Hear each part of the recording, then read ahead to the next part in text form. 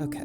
Now that we're relaxed and calm, let's talk about a perfect song. What you just heard is the opening to the song Vapor Trails by experimental ambient musician Liz Harris, who goes by the artist name Grouper. Vapor Trails comes off of the album AIA Alien Observer, one of the 2 companion albums she released in 2011 as part of the AIA series. The album cover is a picture of the Pleiades, a cluster of stars that can also be called the Seven Sisters. This picture of the Pleiades is in black and white, as are almost all Grouper album covers, so going into any of her projects, you can expect the music to sound like the cover art. Dark and abstract, murky and blurry, and always a little bit distorted. The AIA series was supposed to divide the 2 main aspects of Grouper's music up until that point into 2 distinct albums. One focusing on the harsher noise-driven sounds of her earlier work, and one being a continuation of the more dream pop-oriented style of her last album, 2008's Dragging a Dead Deer Up a Hill. The harsher noise album, called AIA Dream Loss, was received well by fans and critics at the time, but its companion album, AIA Alien Observer, was and still is considered to be the fan favorite of the 2. Songs like Moon is Sharp, the title track, and Vapor Trails, the song we're talking about today, are considered to be some of Harris's best work, showcasing how she was able to master this unique sound palette that she had been crafting for years. I say this because after the AIA series, the signature Grouper sound took a more acoustic and bare-bones turn with the album Ruins in 2014, so the AIA companion albums were an end of an era of sorts for Liz and her career. I see why she decided to change her sound though. These albums sound like old-school ambient Grouper at her best, so if she mastered a specific sound, she probably wanted to move on to another one to challenge herself.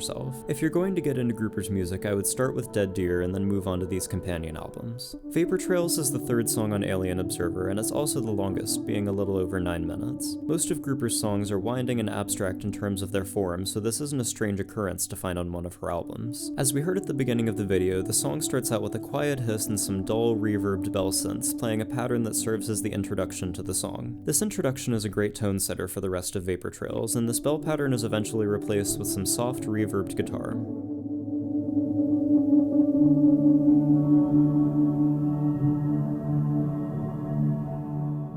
Both of these sections of the song create an atmosphere with all of their effects and their lingering noise, allowing Liz to introduce her vocals in the next part of the song. The vocals on most Grouper songs are faint and whispered, with so much reverb and delay effects layered on top of them that you typically can't tell what she's singing about. That being said, Liz's voice is a little more comprehensible than usual on Vapor Trails. This is also one of her only songs with a full set of lyrics on websites like Genius, so I decided to take a look at them because I had never tried to figure out what the song was about before. I've always assigned my own meaning to it, which I'll go into later, but I wanted to know what Liz Harris herself wrote the song about. The lyrics of Vapor Trails describe a relationship between Liz and another person that she's unsatisfied with. The first verse describes one of their sexual encounters, and the second compares their relationship to the rain coming down outside, with Grouper saying that they could never reign as one on empty houses, and this person she's with couldn't make a cloud float in the air. Liz seems to be putting in the heavy lifting for most of this relationship, while this other person only sees her as a sexual object. The imagery that accompanies these ideas paints this picture in a really interesting way. It feels like you're sitting in a city apartment on a dark, rainy day, and the instrumentation matches this perfectly.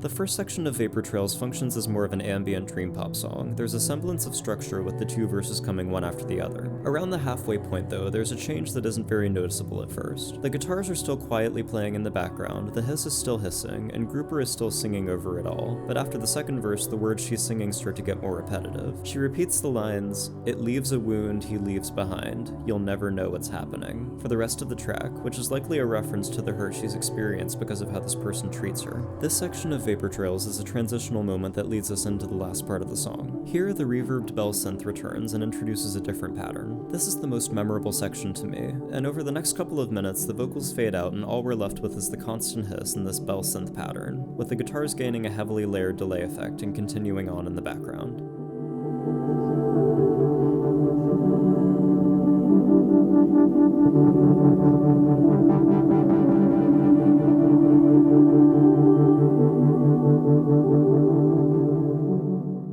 The second half of Vapor Trails is the more ambient, abstract section, which serves as a counterpart to the more structured first half. Even though Alien Observer is the more pop-oriented album compared to Dream Loss, Grouper's music is first and foremost rooted in ambience and abstraction, so the second half of the track is what makes it authentic to Liz and her sound. It's also the part of the song that is the most stunning, really because of its simplicity. There isn't too much going on here, but the way the instrumentation all comes together makes for one of the most beautiful passages of sound I've ever heard. Eventually this starts to fade out too, and the bell pattern finishes the song off while leaving some room for the ambience to fade away.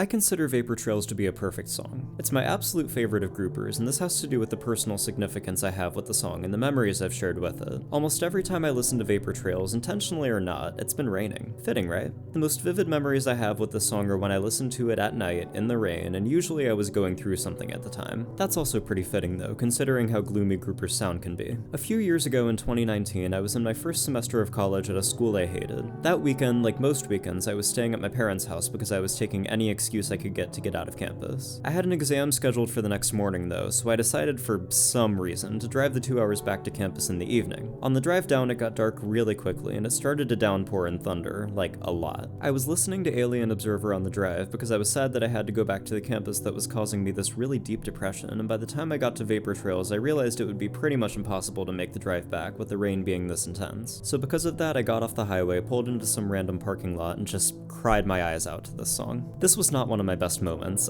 obviously, but it gave me a very memorable experience, and it especially gave me a bond with the song that I don't have with most others. There have been a couple other moments where I listened to Vapor Trails in the dark and in the rain that I can remember, including one where my car battery died in the middle of the woods. Long story. But this specific memory is the one where I realized I loved the song because I could have these therapeutic moments with it, and that to me is what makes Vapor Trails by Grouper a perfect song. Thank you so much for watching, and I'll see you all soon.